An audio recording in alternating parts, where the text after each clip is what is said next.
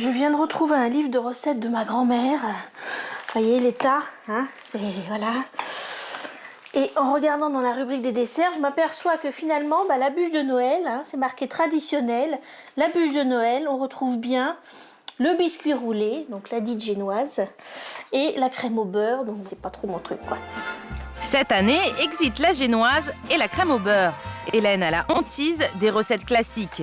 Elle aime transformer ses plats, même son dessert du réveillon. Première excentricité, elle remplace la crème au beurre par de la mousse. Le fait de mettre de la mousse au chocolat dans une bûche, je trouve que ça permet d'avoir un dessert quand même beaucoup plus léger. Seul compromis gourmand, Hélène a choisi de faire une bûche 100% chocolat. J'ai utilisé du chocolat parce que c'est vrai qu'en général, les gens aiment le chocolat, ils sont gourmands et voilà, on est sûr que ça plaît. Autre fantaisie d'Hélène, de la pâte feuilletée à la place de la génoise. Ce qu'elle en fait est plutôt étonnant. Je voulais sortir un peu de l'ordinaire dans la forme et je me suis amusée à faire des dômes. Une fois pétrie, Hélène enfourne sa sculpture pendant 25 minutes.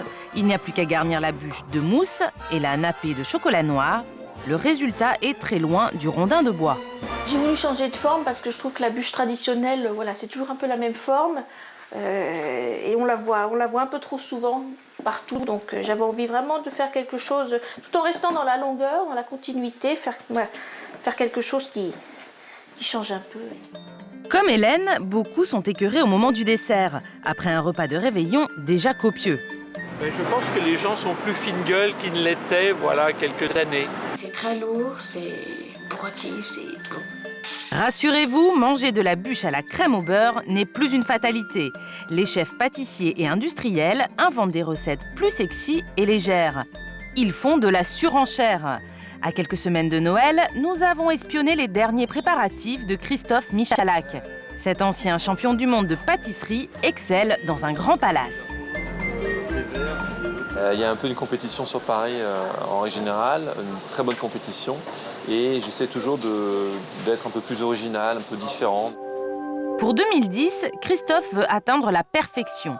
Il avait déjà placé la barre très haute les années précédentes. En fait, le goût, c'est ce qu'il y a de plus simple. Moi, ça fait 18 ans que je suis pâtissier et c'est vraiment la chose que je maîtrise le plus. Le plus dur après, c'est de concevoir le côté artistique et surtout après le packaging et comment on le prend et comment on le coupe.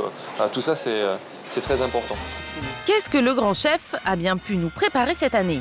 Et ensuite, dans ce moule, j'ai délicatement posé ma crème légère à la violette, mon biscuit imbibé et tartiné avec mon confit de fraises et j'ai fini par ma nougatine croustillante.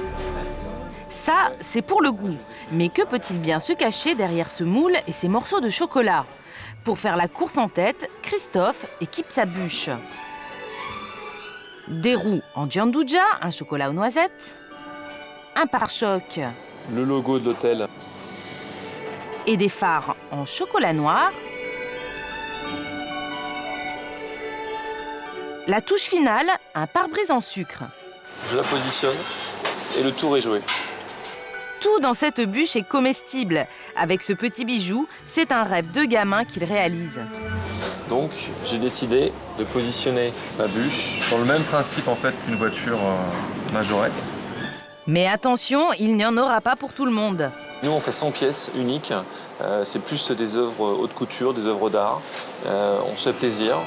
Pour titiller son esprit de compétition, nous lui avons demandé de comparer sa bûche à celle d'autres pâtissiers et industriels. Celle-ci elle déchire. Avec objectivité si possible. La bûche roulée, elle est sexy aussi quand elle est bien faite. Ça je suis pas fan parce que c'est pas gourmand. Je sais pas d'où elle vient, mais quand vous mettez ça à table, on n'a pas envie de la manger.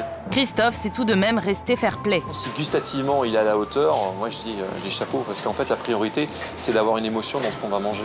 Nous sommes allés voir si cette bûche en forme de lèvre pouvait rivaliser avec une petite voiture. Dans cette confiserie à l'ancienne, c'est Julien qui est l'artiste de la bûche de Noël. Pour être au top dans la compétition, il ne manque pas d'humour. La bûche en elle-même s'appelle l'eau à la bouche. On a fait un jeu de mots avec la bûche et la bouche. Et avoir l'eau à la bouche pour avoir envie de manger la bûche. La spécificité de cette bûche, elle est glacée. Un duo vanille-chocolat. La glace est refroidie, elle est à -6 degrés, elle est bien aérée, et elle a une bonne texture. Les glaces viennent garnir la bouche de chocolat noir. Enfin, la touche de la maison, des morceaux de marron glacé. Être original, d'accord, mais on ne touche pas aux fondamentaux. Une bûche avec des fruits, c'est une bûche aussi, mais souvent les gens aiment bien des bûches avec du chocolat. De l'autre côté de la vitrine, le chef-d'œuvre de Julien prête à confusion. Je pense qu'il va faire peut-être un gâteau, quelque chose. C'est une bûche de Noël. Ah oui. Waouh. Ça doit être très bon. Ah vous ne voyez pas que c'était une bûche de Noël? Comme pour Christophe, nous lui avons demandé de commenter la concurrence. C'est très original et très intéressant, moi j'aime beaucoup. C'est un peu plus éloigné quand même de l'esprit bûche, et vu que c'est en plusieurs morceaux, c'est différent. La plus belle, je sais pas, une des plus belles. Toutes ces bûches sont bien belles, mais souvent caloriques. Peut-on faire plus léger en restant gourmand? Audrey, la responsable minceur d'un site de cuisine, nous propose sa recette. Là, on va cuisiner une bûche glacée légère au chocolat et à l'ananas. Pour 12 personnes, utilisez 300 g de chocolat à au moins 65% de cacao, 25 g de sucre et 80 centilitres de crème fraîche allégée. Donc finalement, on est sur une base de 66 calories au 100 g. Donc finalement, c'est très très peu. Mélangez 75 g de sucre avec 6 jaunes d'œufs, incorporez à la préparation le chocolat et la crème fraîche, placez le tout dans un moule et mettez 6 heures au congélateur. Une fois démoulé, vous pouvez décorer la bûche avec des tranches d'ananas, de la noix de coco et du gel cacaoté. C'est une bonne alternative à la fois gourmande et légère à la bûche traditionnelle classique qui peut avoir un peu de mal à passer. Dernière étape pour la bûche d'Hélène. Un peu d'aide est bienvenue. Vous tombez bien parce que j'ai quelque chose à vous faire faire. Donc vous allez me faire des petits éléments de décoration qui vont venir se mettre sur un petit dessert. Sa fille et ses amis ne se doutent pas de la forme peu commune de la bûche. Voilà, ma petite bûche de Noël. Un soupçon de chocolat et de cannelle, quelques étoiles et feuilles en pâte d'amande. Alors Hélène? Je suis super contente du résultat. J'aime beaucoup les teintes. Et voilà, on va s'amuser à couper ça. Mais au premier coup de couteau, le doute s'installe. Ah ouais, ça. C'est pas présentable parce qu'il aurait fallu que Il y a un côté noir et blanc. Oui, il aurait fallu que la mousse prenne un petit peu plus. C'est pas grave, le goût il sera. C'est une forme originale. On la voit pas dans tous les supermarchés ou chez les boulangers pâtissiers. C'est original. Heureusement, Hélène a encore quelques jours devant elle pour perfectionner sa bûche.